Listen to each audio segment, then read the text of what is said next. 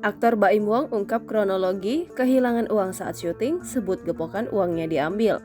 Kabar mengejutkan datang dari Baim Wong yang mengaku kehilangan sejumlah uang saat syuting. Di tengah perjalanan syuting, konten Baim Wong sempat mengecek tas bawaannya. Suami Paula Verhoeven itu sempat curiga ada yang mengambil uang di dalam tasnya. Cerita kronologi Baim Wong kehilangan uang dibagikan lewat video YouTube Baim Paula pada Rabu 10 Mei 2023. Dalam video tersebut terungkap, pelaku pencurian tersebut tak mengambil 1 atau 2 lembar uang milik Baim Wong, melainkan pelaku mengambil uang gepokan uang dari tas aktor 42 tahun itu. Ia pun hanya bisa tertawa mengetahui uangnya raib dengan cara demikian.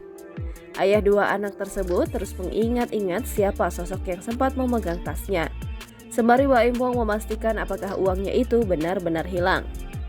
Baim pun terus memastikan lantaran tak mungkin uangnya bisa keluar dari tas tanpa sepengetahuan dirinya.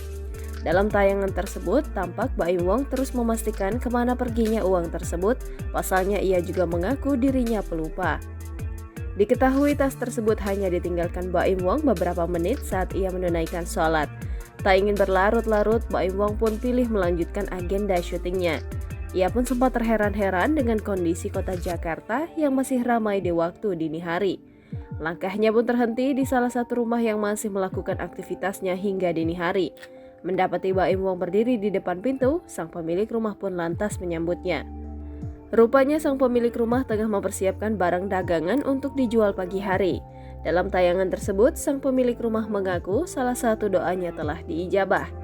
Lantaran ia pernah berdoa ingin bertemu aktor yang pernah membintangi film Filosofi Kopi itu.